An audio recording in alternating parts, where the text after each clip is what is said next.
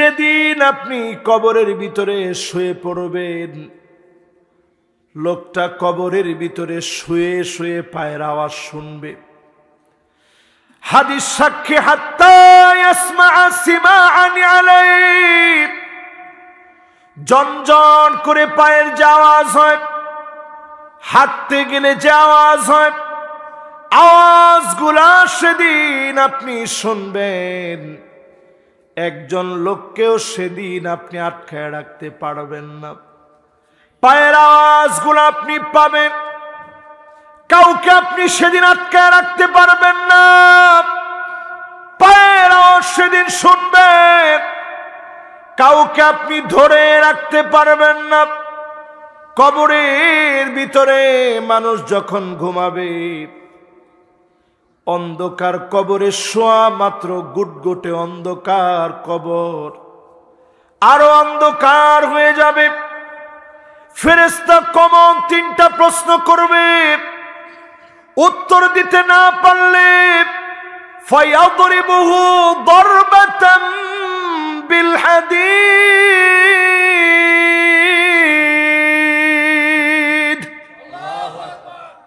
লোহার হাতুড়ি দিয়ে কানের উপরে সেদিন পিটানো হবে।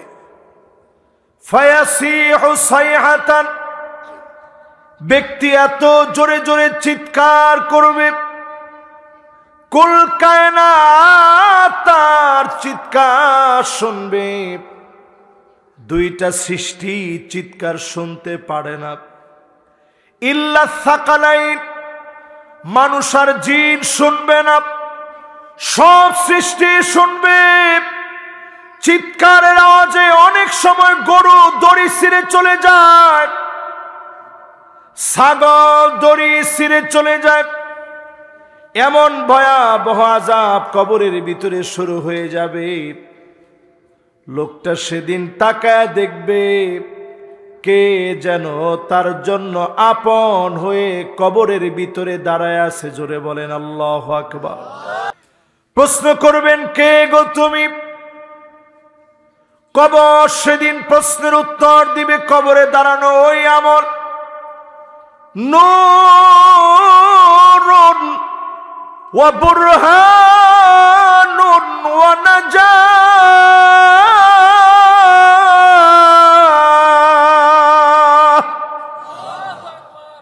সেদিন উত্তর আসবে, আমি তোমার কবরে যে দাঁড়ায় গেছি, আমি তোমার নামাজ, আমি তোমার জন্য দাঁড়ায় গেলাম, কবরে সাক্ষী হয়ে গেলাম।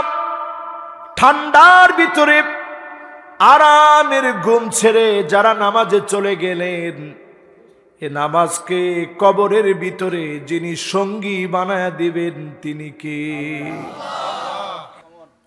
ওয়া'বুদ রাব্বাকা হাত্তা ইয়াতিয়াকাল ইয়াকিন, ওয়া'বুদ রাব্বাকা হাত্তা ইয়াতিয়াকাল ইয়াকিন। আপনি ইয়াকিন এই কথা জেনে রাখেন, নামাজ পড়া লাগবে ততক্ষণ, ইয়াকিন আছে যতক্ষণ। এই ইয়াকিন মানে হলো মৃত্যু। যেদিন আপনি মরে যাবেন, শত চেষ্টা করলেও আর কোনো দিন নামাজ পড়তে পারবেন না, ঠিক কিনা বলে? আল্লাহর নবী, নবীজি আমার, হাত্তা তাওয়াররামাত কদামা,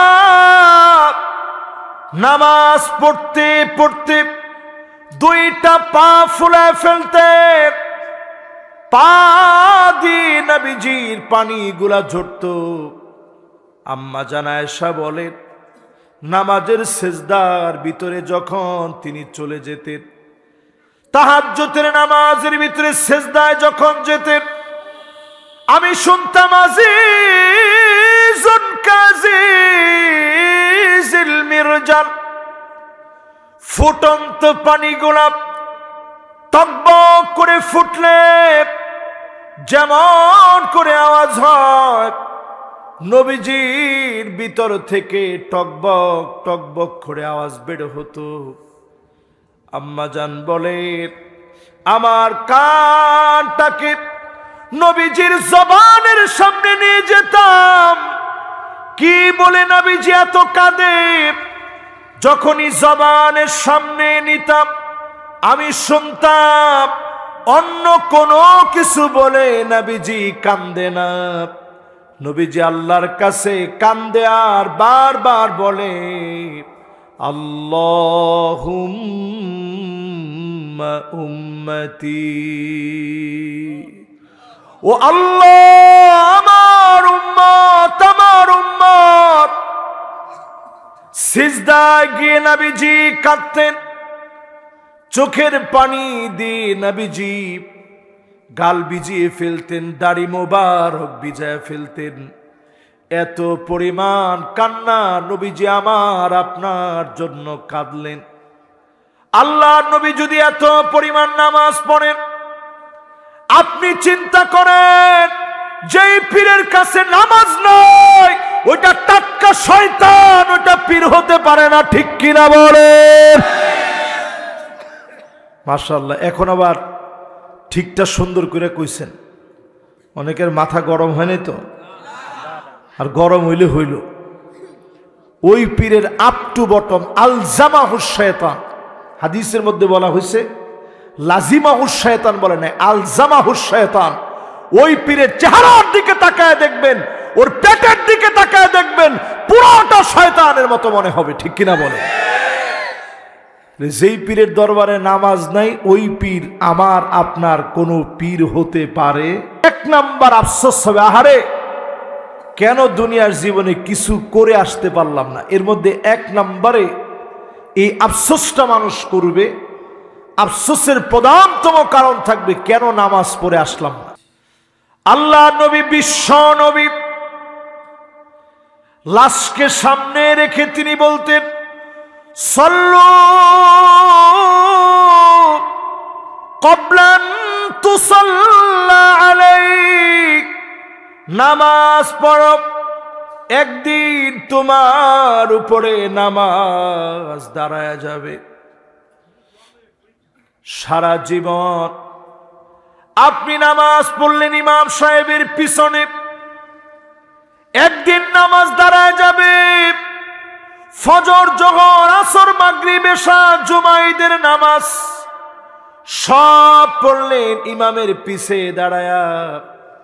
একদিন ইমামের সামনে আপনাকে শোয়া দিবে, আর জীবনে কোনোদিন নামাজের জন্য দাঁড়াতে পারবেন না।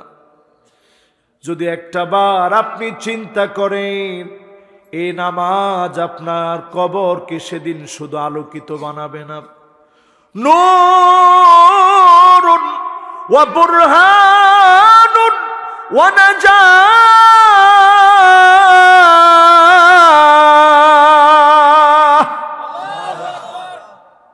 লোকটা তাকায় দেখবে কে যেন দাঁড়ায় আছে, কে তুমি? আমি তোমার নামাজ। আলো হয়ে দাঁড়ায় গেলাম। লোকটা চিন্তা করবে, আহ সব তো রেখে আসছে, টাকা পয়সা, সন্তান সন্ততি, এত ভালোবাসার স্ত্রী, সব রেখে আসছে, শেষে এসে নামাজটা আপন হইল।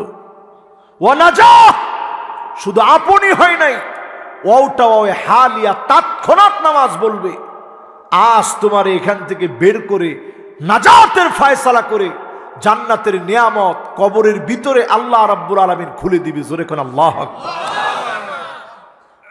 তাহলে এক নাম্বার আফসোসটা কি? জোরে কোন। এক নাম্বার আফসোস থাকবে, আহারে কিছু যদি করে আসতে পারতাম।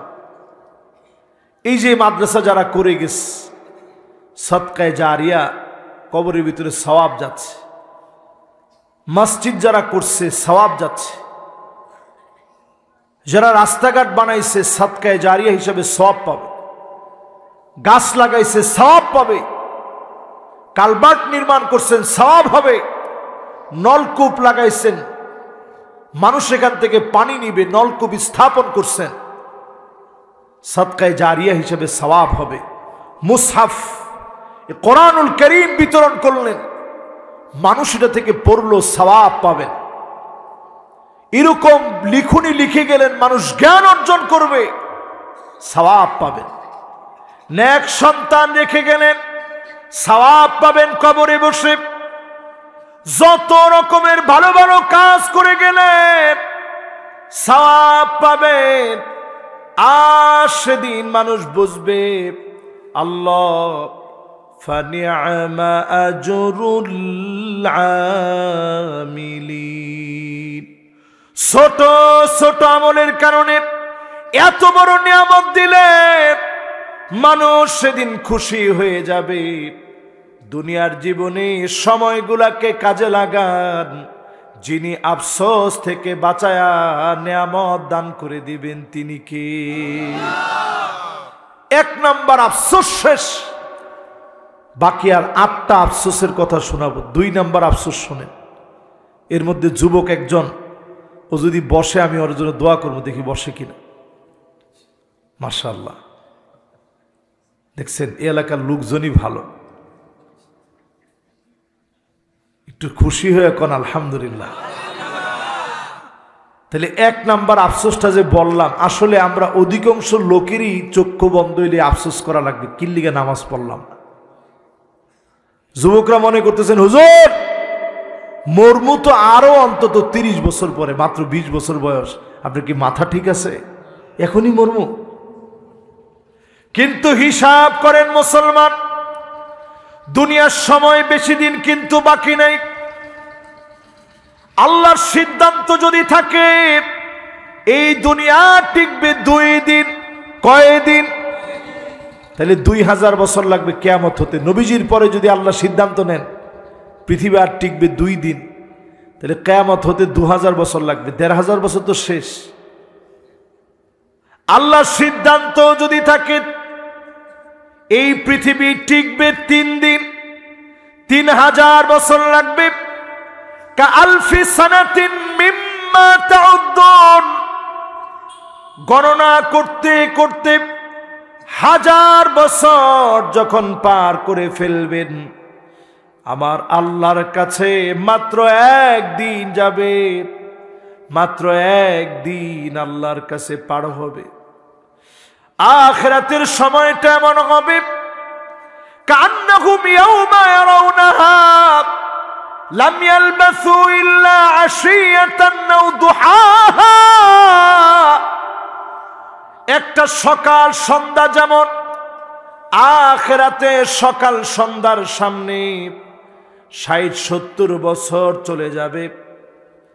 এই অল্প সময়, দুনিয়ার সময় 60-70 বছর সকাল সন্ধ্যার সমান। সারা সময় পড়ে আছে, যেই সময়ের কোনো শেষ নাই। ওই সময়কে যদি আনন্দ গণ করতে চান, নামাজি হয়ে যান, নামাজ কায়েম করেন। এই জমিনের ভিতরে নামাজ যদি কায়েম হয়ে যায়, আমার আপনার হতাশা দুনিয়া আখিরাতে যিনি দূর করে দিবেন তিনি কে? এবার 2 নাম্বার আফসোসের দিকে যাই, চলেন। কষ্ট হচ্ছে আপনাদের? একটু কষ্ট দিচ্ছি আর কি। 2 নাম্বার আফসোসটা মানুষ কি করবে? ইয়া লাইতানি কুনতু তুরাবা,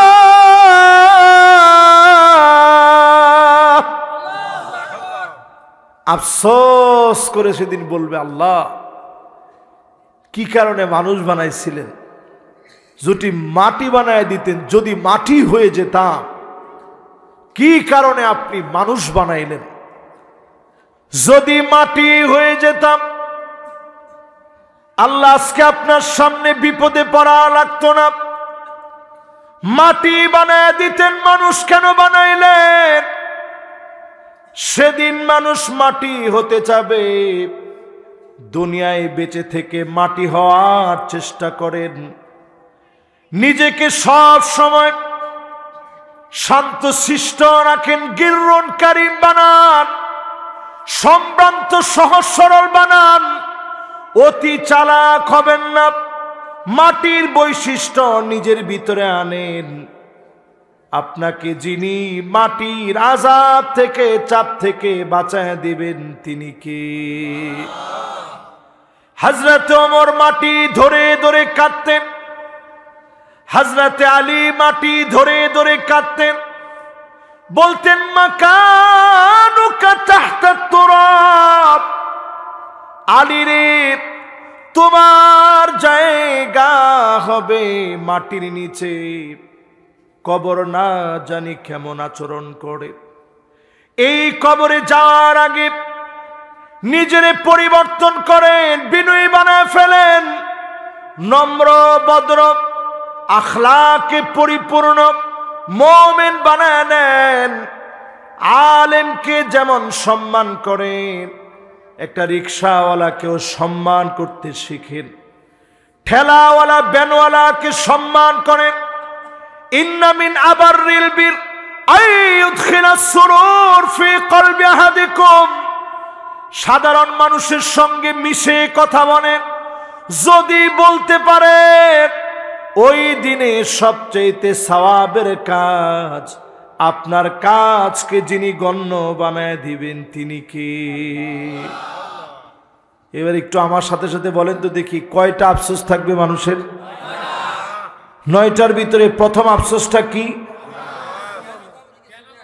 কেন কবরে কিছু নিয়ে আসলাম না? মাশাআল্লাহ, আল্লাহু আকবার, একেবারে একের স্রোত আসে, কেন কবরে কিছু নিয়ে আসলাম না।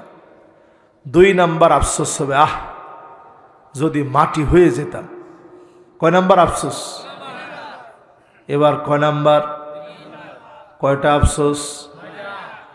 3 নাম্বার আফসোস করবে, ফায়াকুলু ইয়া লাইতানি লাম উতা কিতাবিয়া,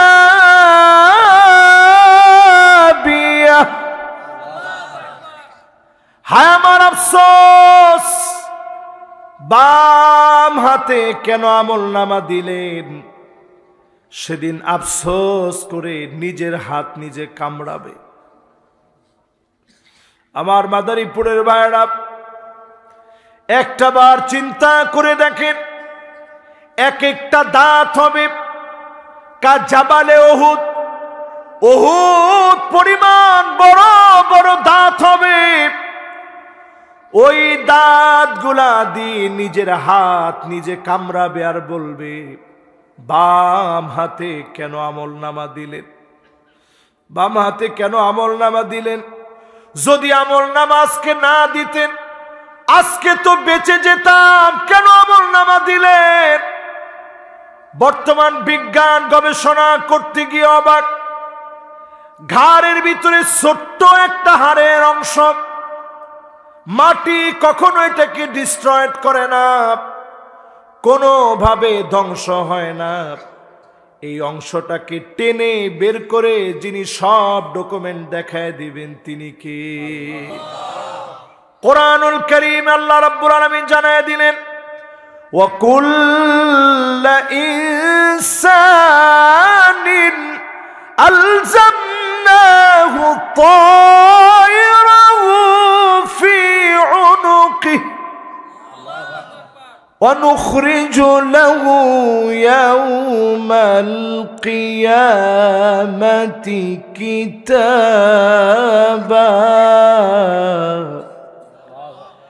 كتابا يلقاه منشورا।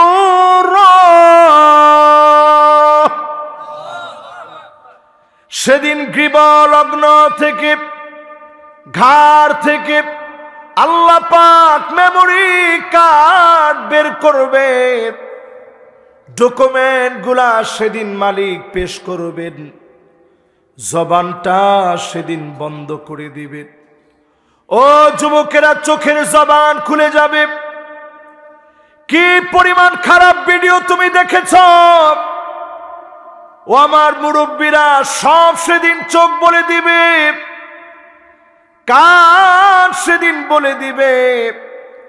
কি পরিমাণ মিউজিক আপনি শুনলেন, সেদিন আপনার হাত বলে দিবে কি পরিমাণ অন্যায় করেছেন। সেদিন আপনার পা বলে দিবে কি পরিমাণ অন্যায় দিকে আপনি হেঁটেছেন। আল্লাহ যদি নিয়ম বেঁধে দিতেন এই পরিমাণ মিউজিক শুনলে তোমার কান বধির হয়ে যাবে, কানে আর জীবনে কোনোদিন শুনবা না। অধিকাংশ আমরা যুবক যারা আছি কানে শুনতাম না। আল্লাহ যদি নিয়ম বেঁধে দিতেন এই পরিমাণ খারাপ ভিডিও দেখলে জীবনে চোখে দেখতে পারবা না, অন্ধ হয়ে যাবা। অসংখ্য লোক অন্ধ হয়ে যেতাম। আল্লাহ পাক বড় দয়া করে মায়া করে প্রতিনিয়ত ক্ষমা করেন। সেদিন আল্লাহ চামড়ার জবান খুলে দিবে। লোকেরা সেদিন আফসোস করে বলবে, ও চামড়া, আজকে কেন আমার বিরুদ্ধে দাঁড়ায় গেলি? চামড়া সেদিন বলবে, আনতাকানাল্লাহুল্লাযী আনতাকা কুল্লা শাই। আজ আল্লাহ সব কিছুর জবান খুলে দিছে, আমি চামড়ার জবান খুলে গেছে। একটা বিষয় গোপন হবে না, সব বলে দেওয়া হবে। সেদিন চামড়া সব ফাঁস করে দিবে। যতজন সামনে বসলেন, যদি বাঁচতে হয় আজ আল্লাহর কাছে জবাব দেওয়াকে ভয় করেন, যিনি আপনাকে আমাকে হিসাব সহজ বানায় দিবেন তিনি কে? কত নাম্বার আফসোসে আছেন? 3 নাম্বার। দেশের ভিতরে এখন আফসোসের শেষ নাই, সেদিকে আমি পরে আসতেছি। 3 নাম্বার আফসোস শেষ করলাম। কয় নাম্বার? এবার শোনেন 4 নাম্বার আফসোস। কয় নাম্বার এটা? 4 নাম্বার আফসোস সেদিন মানুষ করবে। আফসোস করে বলবে, ইয়া ওয়াইলাতা লাইতানি লাম আত্তাখিয ফুলানান খলিলা।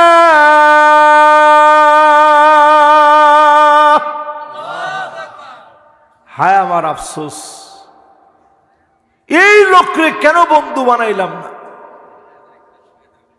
কেন এই লোকটারে বন্ধু বানাইলাম না। দুনিয়ার জীবনে আমরা বন্ধু বানাই। ফ্রি ফায়ার যে ভালো খেলে, পাবজি যে ভালো খেলে, ফ্রি ফায়ার খেলার সময় এখন 4 জনের একটা টিম থাকে।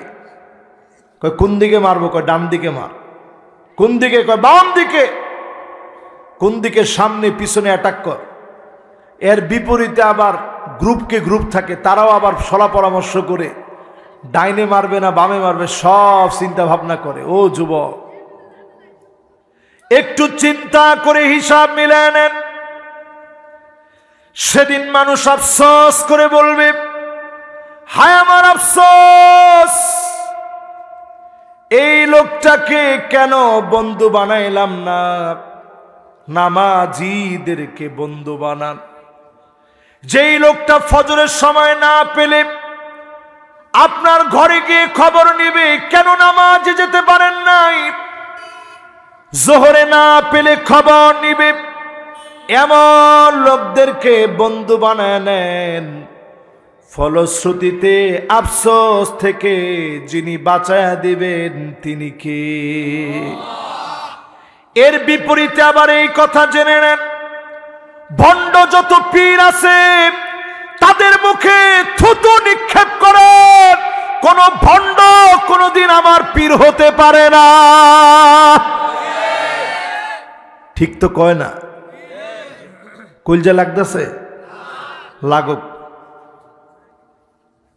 হাই রে পীর রে, বাংলাদেশের ম্যাক্সিমাম পীর, আমি ম্যাক্সিমাম শব্দটা ব্যবহার করছি, ভুল হবে না আমার নিশ্চয়ই। আমি শুধু বাংলাদেশ না, আলহামদুলিল্লাহ অনেকের মনে এখন খারাপ লাগতেছে, লাগুক।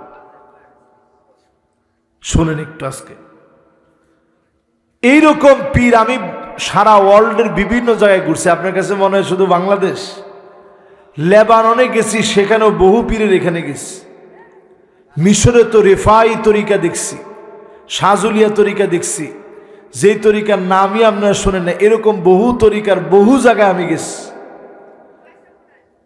আর যত তরিকা আমাদের দেশে প্রসিদ্ধ আছে, কাদেরিয়া, নকশবন্দিয়া, চিশতিয়া, মুজাদ্দিদিয়া, সব তরিকা দেখার, এই তোমরা ওইটা না দেখবা বেশি, সব দেখার পরে আমার কাছে এটা পরিষ্কার হয়ে গেছে, আলী রাদিয়াল্লাহু তাআলা আনহুর সেই বিখ্যাত কথা। আলী রাদিয়াল্লাহু তাআলা আনহু তিনি বলতেন, মান আরাদা ইয়ানজুরা রাজুলান মিন আহলিন নার উনজুর ইলা রাজুলিন জালিসিন হাওলাহু কওমুন কায়েম। কেউ যদি কোনো জাহান্নামীকে দেখতে চায়, কি দেখতে চায়? ভালো লোক। জাহান্নামী কোন লোক যদি দেখতে চাও, এটা আমার কথা না, আমার কথা হইলে আপনি ফালায় দিতেন, কোনো অসুবিধা নেই। আলী রাদিয়াল্লাহু তাআলা আনহু বলছেন, জাহান্নামী যদি কাউরে দেখতে চাও, উনজুর ইলা রাজুলিন জালিসিন হাওলাহু কওমুন কায়েম, ওই লোকের দিকে দেখো যেই লোকটা নিজে বসে আছে, চারপাশে লোকদেরকে দাঁড় করায় রেখেছে, নিজে বসে থেকে চারপাশে লোকদেরকে দাঁড় করায় রাখে, পীরের সামনে ভক্তি নিয়ে যায়। এই বেটা কথা নাই, মাহফিলের ভলান্টিয়াররা কোথায়? থাক থাক থাক, এটার দায়িত্ব থাকবো বাবারা, এটার দায়িত্ব থাকবো ভলান্টিয়ারের। আল্লাহু আকবার। কেমনে বুঝামু কন? থাক, ওনাদেরকে এখানে বসাই দিবেন, একজাক্ট ভলান্টিয়ার থাকবে মাহফিলের পাশে। হ্যাঁ, এবার একটু সবাই দেখছেন কথা কিন্তু, এই যে কথা কিন্তু হারায় যায়, লাইন হারায় যায়।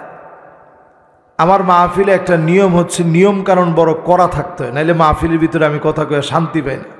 जो बात दिल से निकलता ও বাত দিল পর আসর করতা, যেটা দিল থেকে বলা হয় এটা দিলে গিয়ে আসর করে। ফালতু কথা আপনি চিল্লালেন, কইলেন, মাঝে যাওয়ার সময় কেউ দৌড় কি ওয়াজ করছে কিচ্ছু বুঝিনি। এই জন্য মানুষের দিলে যেন গেথে যায় এরকম কিছু কথা বলা উচিত। আপনারা বুঝেন না যে হুজুর করে আল্লাহ ছাইরা দিব। আমি যদি এখানে কথাগুলো হক আদায় করে না বইলা হুটহাট আসলাম, হুটহাট চলে গেলাম, এরকম বহু হুজুররে আল্লাহ সেদিন মাথা নিচের দিকে দিয়া পা উপরের দিকে দিয়া লটকায় ফেলবে। এই দিন এত সহজে আসে নাই মেয়ে।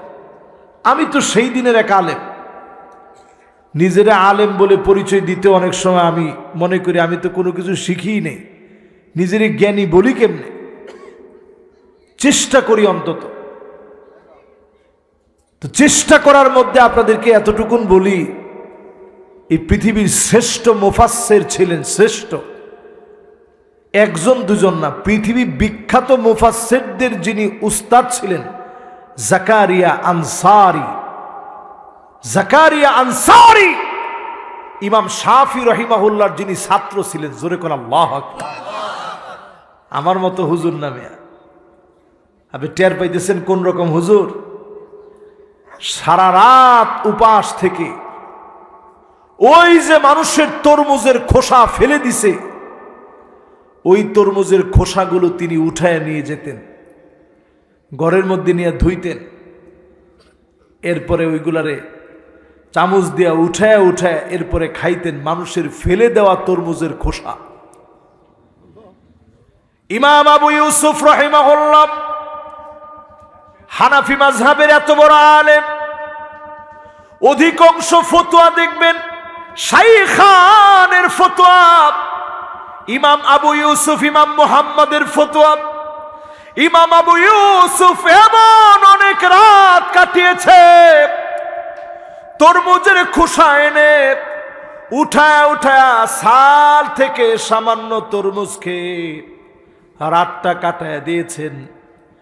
ইমাম বুখারী ক্ষুধার যন্ত্রণায় রক্ত পেশাব হয়ে গেছে, পেশাবের সঙ্গে রক্ত আসছে। এই দিন এমনি আসে নাই। ইসমাইল কফফাল আশ-শাশি তালা বানাইতেন, আমি নিজে ওনার উজবেকিস্তানে ওনার বাড়িতে গেছি, এখনো পর্যন্ত ছোট ছোট তালা সারাদিন কষ্ট করে তিনি বানাতেন। ইবনে হাজার আসকালানি পাথরের কাজগুলা করতেন, পাথরের কাজ নিজ হাতে করতেন, হাতের মধ্যে ঠোসা পড়ে যেত, পরিচয় জেনে ফেললে অন্যত্র চলে যেতেন। এই দিন এমনি আসে নাই, কষ্টের এই দিনের কথাগুলা বড় সহজে আমাদের বলার সুযোগ হয়েছে। আল্লাহর কসম করে বলি, আল্লাহ যদি সেদিন জাকারিয়া আনসারীর সামনে আমারে দাঁড় করায় দেয়, ফেরেশতার সামনে লাগবে না। যদি বলে এত সুন্দর ক্ষেত, এত ভালো থেকে কদ্দুর ইসলামের জন্য কাজ করেছ, আল্লাহর কসম এক কদম সামনে যাওয়ার মতো কোনো ক্ষমতা আমার নাই। আলিমুন মুস্তামিলুন ইলমাহু, ও আমার ভাইয়েরা, এলেম কাজে লাগান। যদ্দ শিখছেন, নামাজি হন। এখন আপনি তাকায় দেখেন, শামের ভিতরে, আমার ফিলিস্তিনের ভিতরে কাফনের কাপড় শেষ হয়ে গেছে, কাফনের কাপড় নাই, বিছানার চাদর দিয়া মুড়ায়া লাশকে কবরে রাখতেছে, কম্বল দিয়া মুড়ায়া লাশকে কবরে রাখতেছে। আফসোস মুসলমানদের জন্য, আমরাও মুসলমান এমন দুর্ভাগা হতভাগা হয়েছি, দুনিয়ার জীবনে আপন ভালো কোনো বন্ধু বন্ধু হিসাবে গ্রহণ করতে পারি নাই, ঠিক কিনা বলে? সব ভণ্ডগুলাকে বন্ধু বানাইছে। আমরা এইরকম ভণ্ডগুলারে বন্ধু হিসেবে পাইছি, পীরের সামনে গিয়ে এমনি থাকে। মুসলমান কোনো এইভাবে থাকে না, এইভাবে থাকে হিন্দুরা।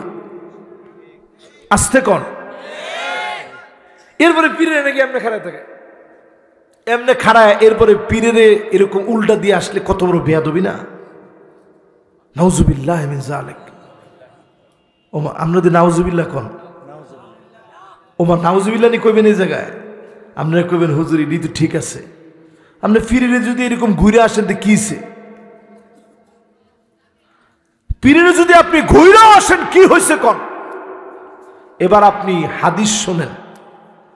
নবীজি প্রায় সময় মজলিসে যখন বসতেন, সাহাবীদেরকে নিয়ে এই যে আমরা যেরকম বসছি এরকম, আরে মিয়া, এমন ভাবে বসতেন, আগন্তুকরা যখন আসতো, দূর দারাজ থেকে যখন কেউ আসতো, তারা চিনতই না তিনি আল্লাহর নবী।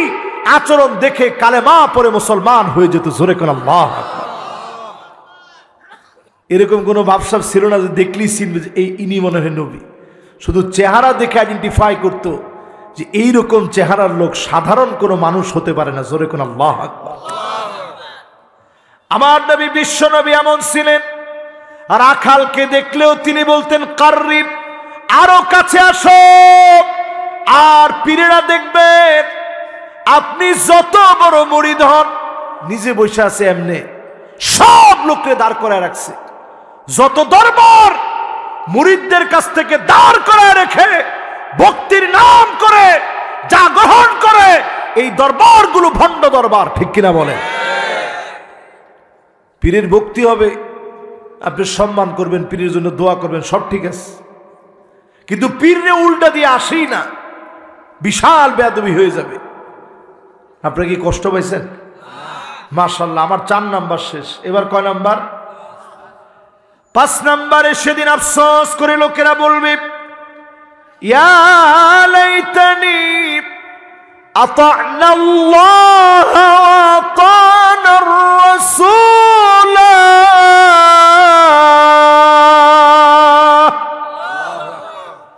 হায় আমার আফসোস, যদি আল্লাহ তার রসুলের আনুগত্য করতে পারতাম। এবার আমি জিজ্ঞাসা করি, যারা বইনের হক দেন না, বোনের হক থেকে যারা বঞ্চিত করেন, তারা কি আল্লাহর আনুগত্য করতেছেন? আরে কথা কয় না। অধিকাংশ লোক আমরা এমন মুসলমান বোনের হক দিই না। সাহাবাই কেরাম এরকম কাপ প্লেট যা ছিল, তোষক টোষক যা ছিল সব বন্টন করে দিতেন। এ ওয়াজ শোনার পরে অনেকেই কইবেন, দৌড় হুজুরি কইলি হলো, জীবনও দিব না, জীবনও দিব না, মোর মুয়ের পরেও দিব না। এবার একটু কবরের ভিতরে গিয়ে দেখেন, কবরও আপনারা জায়গা দিবে না, ঠিক কিনা বলেন? নামাজে আপনি প্রথম কাতারের নামাজই ছিলেন, বোনের হক আপনি দেন নাই।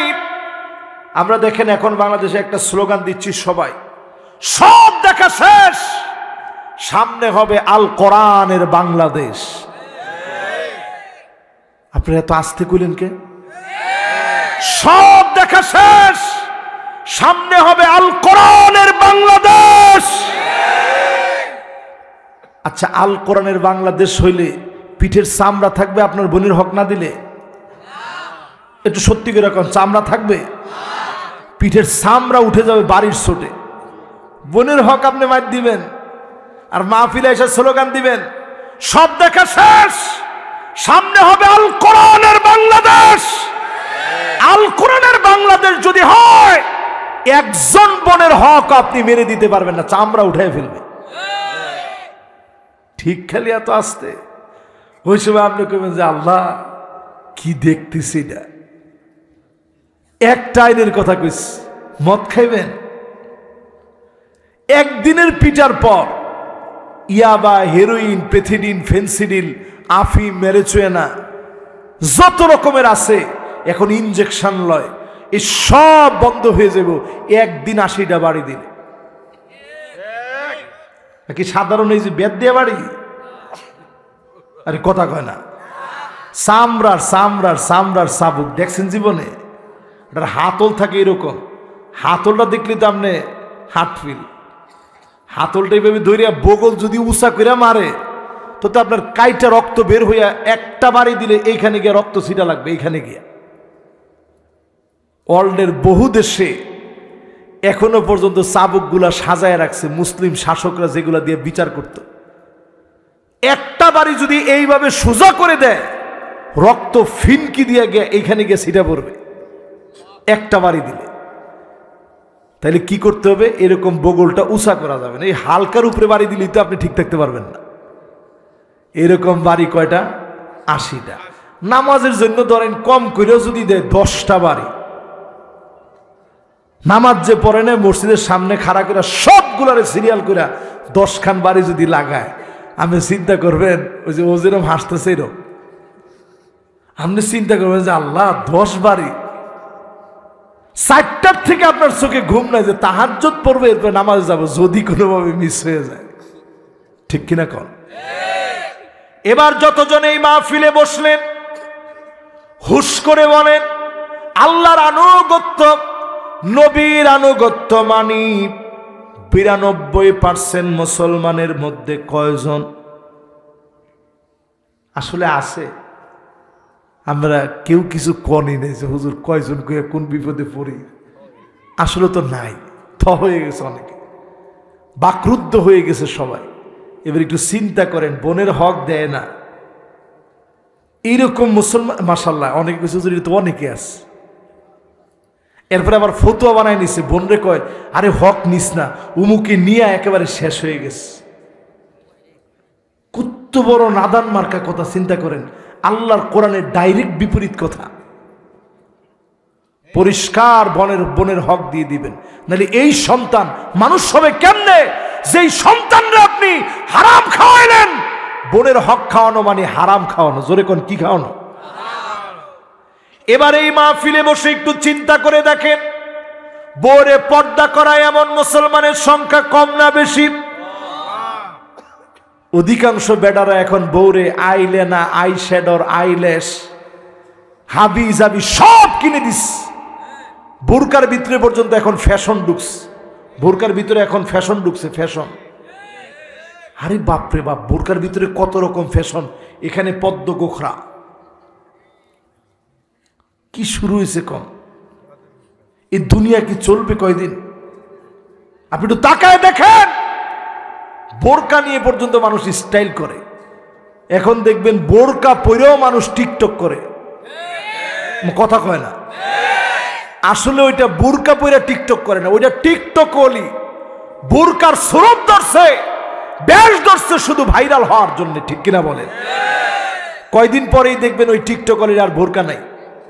মানে প্রথমে একটু আটকায় রাখা মানুষের একটা কিউরিসিটি, আগ্রহ তৈরি করছে, কয়দিন পরে আস্তে খুলে দিছে, মানুষকে হায় হায় হায় কই আসছে। এই জন্য আজকে থেকে আল্লাহর আনুগত্যের দিকে আসেন, নবীর আনুগত্যের দিকে আসেন, আল্লাহর আনুগত্যের দিকে হাঁটেন, নবীর আনুগত্যের দিকে হাঁটেন। কবরকে যিনি আলোকিত বানায়া দিবেন তিনি কে? কত নাম্বার গেছে ভাই? 5 নাম্বার। আর 4টা ঝটপট শেষ হয়ে যাবে ইনশাল্লাহ। এরপরে মানুষ আফসোস করে বলবে, ইয়া লাইতানি ইত্তাখাযতু মা'আর রাসূলি সাবিলা। আফসোস করে বলবে, হায় আমার আফসোস, কেন নবীর পথে হাঁটি নাই? কালমার্সের পথে কেন হাঁটলাম? লেলিনের পথে কেন হাঁটলাম? মাও সেতুংয়ের পথে কেন হাঁটলাম? এখনো তাকায় দেখবেন অনেক লোক এমন আছে কয় জয় বাংলা কয়ে কয়ে মরুম। কি কয়? জয় বাংলা কয়ে মরুম। যাই আবার ঠিক বলে কোন বে ঠিক? এটা ঠিক? জয় বাংলা কয়ে মরুম? জয় বাংলা কয়ে আপনি মইরা দেন, কবরের ভিতরে জয় বাংলা হয়ে যাবে সব। কবরের জয় বাংলা বুঝেন? কবরের জয় বাংলা মানে অন্ধ ফেরেশতা আসবে, চোখে দেখে না, এমন মাস শুরু হবে, ফায়াসিহু সাইহাতান, চিৎকার করবে, কুল কায়নাত শুনবে। 2টা সৃষ্টি শুনে না, মানুষ আর জিন। আপনি কবরের ভিতরে জয় বাংলা করতে করতে মরবেন। এই জন্য আজকে থেকে নিয়ত করেন, আয় আল্লাহ কালেমা পড়তে পড়তে মুখ দিয়ে রাজনীতির ধর্ম বানায় নিয়েন না। রাজনীতি আপনার ধর্ম না। রাজনীতি করেন আল্লাহর জন্যে। জোরে কোন কার জন্যে? বাজার কমিটির পদ, অটো রিক্সাওয়ালাদের পদ, মাছ ব্যাপারীদের পদ, এই পদ পাওয়ার জন্যে যারা রাজনীতি করবে, সহিহ বুখারীর হাদিস শুনেন, নবীজি কি বলেন? লা ইউকাল্লিমুহুমুল্লাহ ওয়ালা ইউযাক্কিহিম ওয়ালা ইয়ানজুরু ইলাইহিম। আল্লাহ তাকাবেন না, কথা বলবেন না, দয়া দেখাবেন না, মায়া দেখাবেন না। কোন লোকদের জন্য?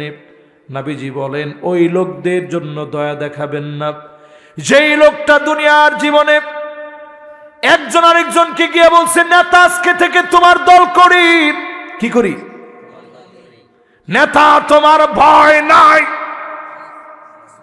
এটি ভালোই জানেন, এই পাম্পটি মার্কা যত স্লোগান, এগুলো তওবা করে আল্লাহর কাছে আজকে থেকে মাপ চায় না। এরপরে নেতারে গিয়ে বলছে, নেতা পদটা যদি একটু দিতেন, কোনো একটা পদ, ময়লা খাওয়ার পদও যদি থাকে হেঁটেও দেন। এই মাদারীপুরের যত ময়লা আছে, সিটি কর্পোরেশনের ময়লাগুলো আমি খামো, আগে অন্যজন খাইছে, এখন আমি খামো। এরা ময়লা খায়। কি খায়? মানে ময়লার টাকাটা খাইব। কইছে ওইটা একটু পদটা যদি আমার একটু মেহরবানি করে দিতেন। নেতায় কয়, দৌড়বেটা, এটা কি কম পদ ময়লা খাবে? এটা 2 লাখ টাকা বিক্রি করছে। কয় লাখ টাকা? এখন হ্যাঁ আয়ার স্লোগান চেঞ্জ করছে, নেতা তোর দরকার নাই, রাজপথে আর আমি নাই। এরকম রাজনীতি করার লোক আছে না নাই? শুধু পদের জন্য রাজনীতি করে। পরিষ্কার হাদিস শুনেন, সহিহ বুখারী সহিহ মুসলিমের হাদিস। নবীজি বলছেন এদের সাথে আল্লাহ কথাও বলবে না, দয়া দেখাবেন না, মায়া দেখাবেন না। ওয়া ইল্লা লাম ইয়াফিলাহু, যারা পদের জন্য রাজনীতি করবে এদের জন্য আল্লাহর কোনো মায়া হবে না। এরপরে প্রিয় ভাইরা আমার, আফসোস নম্বর কত? এবার 7 নাম্বারটা শুনেন। মাশাআল্লাহ, 7 নাম্বার, এই তো শেষের দিকে চলে আসছে। 7 নাম্বার আফসোস, সেদিন মানুষ আফসোস করবে, ইয়া লাইতানি কুনতু মাআহুম فأفوز فوزا عظيما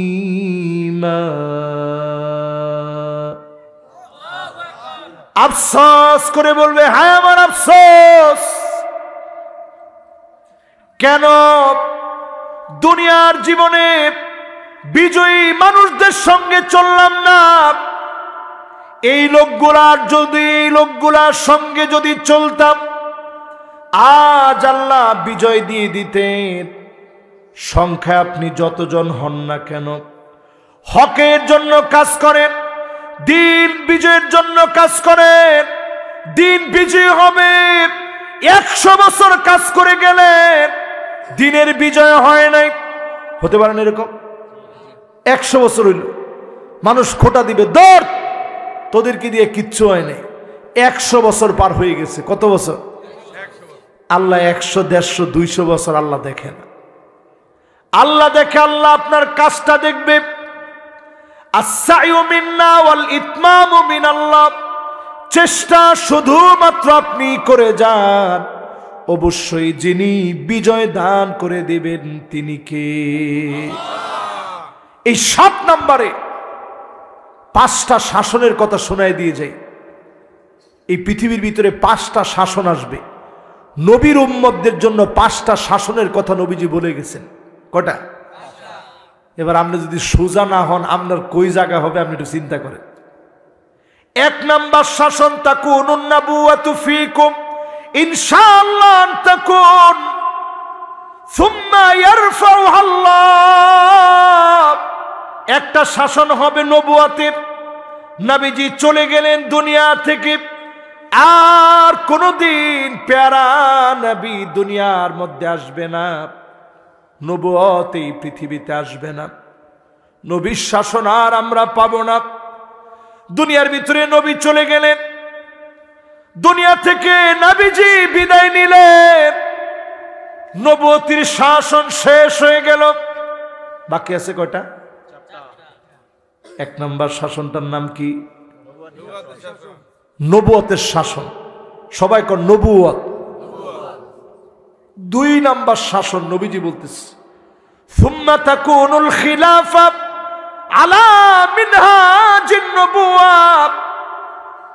নবুয়তের পরে খিলাফত আসবে, আল্লাহর নবীর আদর্শ অনুকরণে খিলাফত প্রতিষ্ঠা হবে ইনশাআল্লাহ। তাকুন সুম্মা ইয়ারফাউহা আল্লাহ।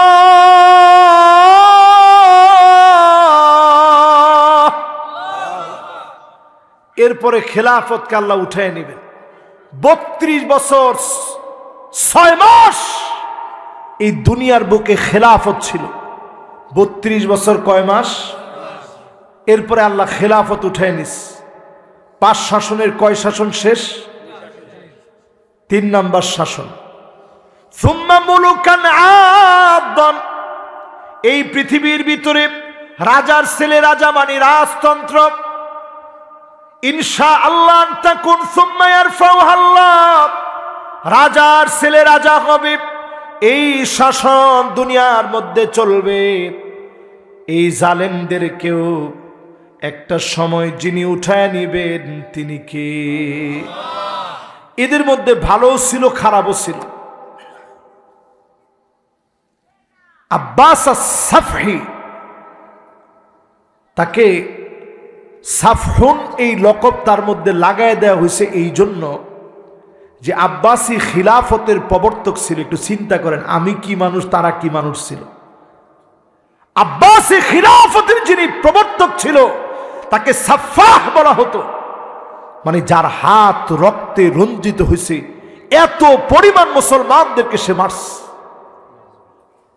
অথচ এই লোকটা রাত্রিকালীন সময়ে বিছানার মধ্যে তার পিঠটা লাগতো না। এজন্য এর পরবর্তী যুগের লোকেরা বলতো যে অন্তত সাফাহের মতো হও, যার হাত রঞ্জিত হয়েছে সেও এমন ছিল, সেও কোনোদিন নামাজ ছাড়ে নাই। আর আজকে আমরা মুসলমান দাবি করি, আমাদের চরিত্র বলতে এখন কিচ্ছু নাই, ঠিক কিনা বলেন? এদের মধ্যে ভালো ছিল, খারাপও ছিল। হাজ্জাজ বিন ইউসুফ কাবার মধ্যে আক্রমণ করছে, কাবার ভিতরে, আবার তার ভালো কাজও ছিল। এবার একটু চিন্তা করেন, তৃতীয় নাম্বার যে শাসনের কথা বলছি, ভালোও ছিল খারাপও ছিল, তাদেরকে যিনি উঠায় নিছেন তিনি কে? চতুর্থ নাম্বার শাসন পৃথিবীতে আসবে। আল্লাহর হাবিব বলেন, সুম্মা তাকুনু মালিকান জাবারিয়াতান ইনশাআল্লাহ আন তাকুন সুম্মা ইয়ারফাউহা আল্লাহ।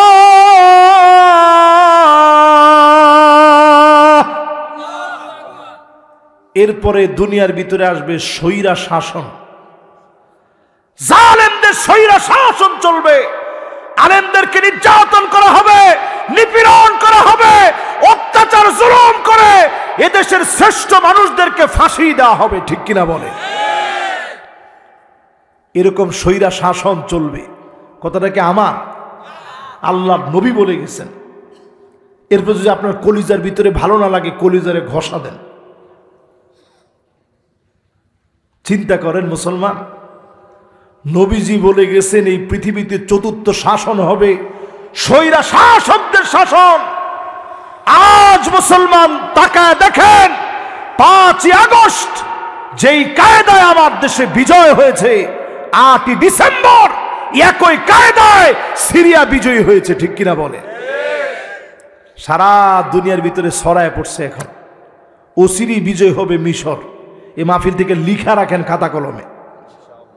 আজকে ডেট তারিখ দিয়া, কয় তারিখ আজকে? 18ই ডিসেম্বর, রোজ বুধবার।